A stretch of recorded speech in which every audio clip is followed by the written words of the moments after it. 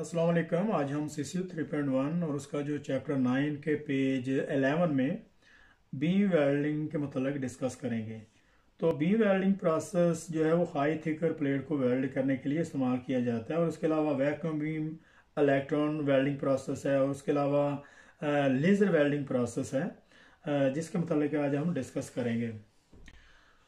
तो beam welding process high energy beam, यहाँ से अभी इसको हम स्टार्ट कर। High energy beam process are use in specialized application such as aerospace.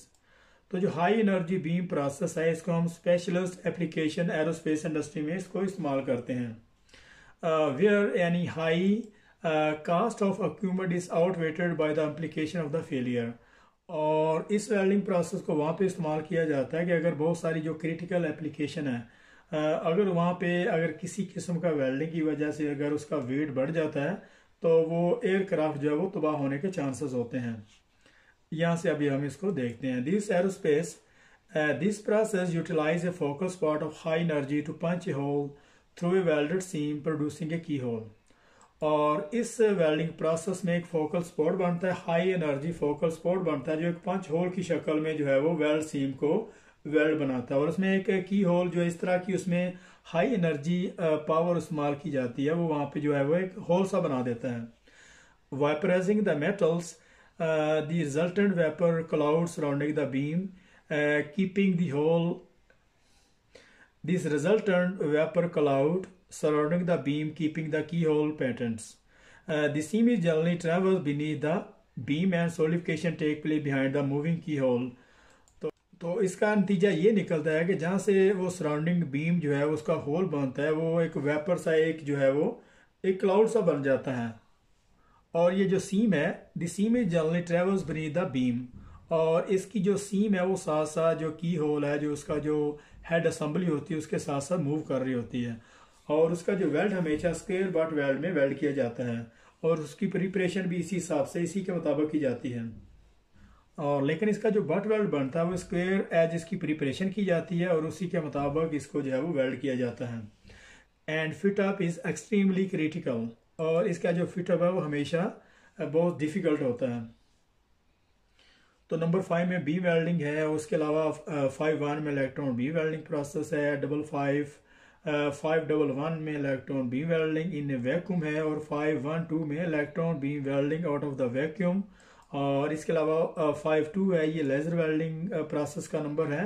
और इसी तरीके से 5.2.1 में सॉलिड स्टेट लेजर वेल्डिंग है और 5.2.2 में गैस लेजर वेल्डिंग। तो यहाँ पे इसका जो सबसे ज़्यादा जो कॉमन वेल्डिंग प्रोसेस इस्तेमाल होने वाला है वो in vacuum electron beam welding process है जिसका कोड है 511। In vacuum electron beam welding process जिसका कोड 511 है, has the highest penetration power of this process. इस वेल्डिंग प्रोसेस की बहुत ज़्यादा हाई पेनिट्रेशन पावर होती है। और and can welds greater than 100 millimetre thick steel in a square edge butt welds. और इस वेल्डिंग प्रोसेस की जो पेनिट्रेशन पावर बहुत ज़्यादा हाई एनर्जी इसमें इस्तेमाल की जाती है, लेकिन इसको जो है वो greater than 100 millimetre thick plate से भी ज़्यादा इसको जो है वो वेल्ड किया जा सकता है। और इसकी जो बट वेल्ड की जो प्रिपरेशन है इसको स्क्वायर बट वेल्ड में इसको जो है वेल्ड किया जाता है। यहाँ से अभी हम इसको देखते हैं। It is commonly use in the aerospace industry for the welding of titanium alloy component.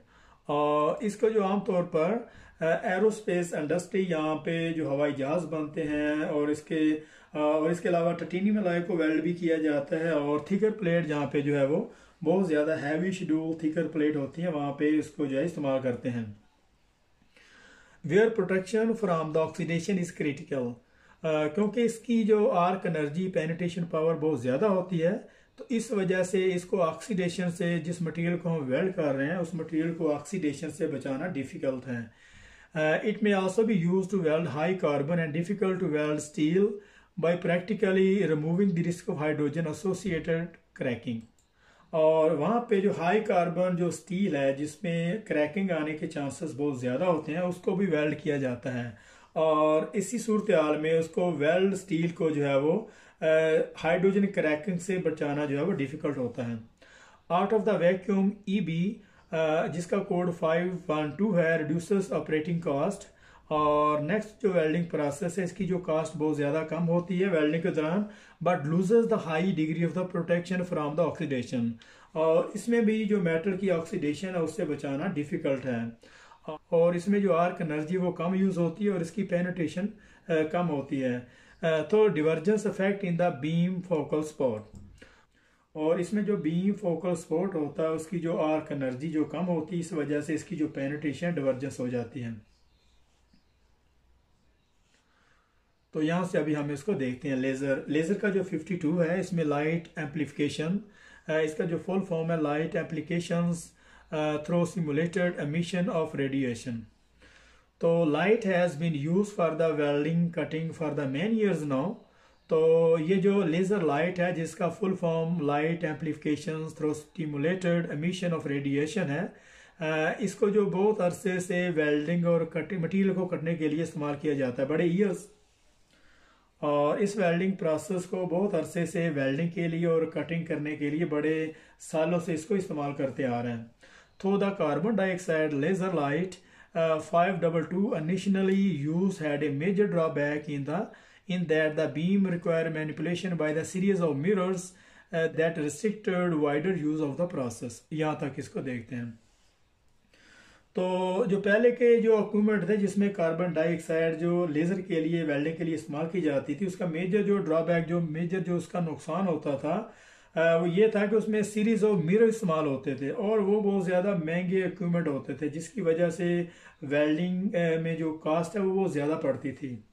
With the development of the Nd YAG laser, और जब से जो एंटी-यैग लेज़र डेवलपमेंट हुई है, a crystal containing neodymium in yttrium aluminium and garnet, और जब से जो एंटी-यैग लेज़र जो है उसमें डेवलपमेंट हुई है जिसका फुल फॉर्म है crystal containing neodymium in yttrium aluminium and garnet. और इसमें क्या है कि frequency of the laser light is produce that can be pass through a fibre optic, making this system of the welding extremely flexible. और इस welding process है जो इसका जो 521 है, और जब से ये वेल्डिंग प्रोसेस जो है वो लेज़र लाइट डिस्कवर हुई है, इसमें जो फाइबर ऑप्टिक इस्तेमाल करते हैं और फाइबर ऑप्टिक में जो लेज़र लाइट है बड़ी आसानी से गुजर जाती है, और उसका जो वेल्डिंग का हेड असेंबली है वो कहीं भी किसी भी डिग्री एंगल पे बड़ी आसानी से उसमें बड़ी फ्लेक्सिबिलिटी होती है वेल्डिंग करने के हवाले से। और इसके बाद high energy beam welding allow very fast welding speed, और जो high energy beam welding process है वो बहुत ज़्यादा उनकी वेल्डिंग की ट्रेवल स्पीड होती है विद द नैरो हैज, और उसकी जो हीट अफेक्टेड जोन है बहुत कम होता है, and producing a very minimal amount of the distortion. और जो high energy beam welding process है उनकी जो ट्रेवल स्पीड बहुत ज़्यादा फास्ट होती है और उनका हीट अफेक्टेड जोन बहुत ज़्यादा कम होता है, क्योंकि बहुत ज़्यादा हीट अफेक्टेड जोन है बहुत ज़्यादा कम होती है, और वहाँ पे जो डिस्टोर्शन के चांस बहुत जो है वो मिनिमल होते हैं। तो यहाँ पे उन्होंने डायग्राम में जिस कंपोनेंट को वेल्ड किया है वो दिखा रहे हैं यहाँ पे। तो उसमें ये यहाँ पे हाई एनर्जी बीम जो है वो इस्तेमाल करते हैं, और इसमें बीम फोकल स्पॉट है, ये focal spot through out the जो सीम इसको जो है वो मेल्ट करता है। और यहाँ पे जो उसकी जो बट वेल्ड प्रिपरेशन है वो स्क्वायर एज बट वेल्ड में है, और यहाँ पे इसका जो की होल बनाता है और उसकी बिहाइंड पे ये वेल्ड मेटल जो सोल्डिफाइंग हो रहा होता है, और direction of the travel speed of the plate, और इसके रुख यहाँ पे इसको वेल्ड किया जा रहा है, और ये सीम जो है इसी तरीके से वेल्ड होती जा रही है। तो यहाँ पे हमारा 9.11 जो है यहाँ पे ख़त्म हो रहा है। तो मिलते हैं नेक्स्ट पेज में, तब तक के लिए अल्लाह हाफिज़।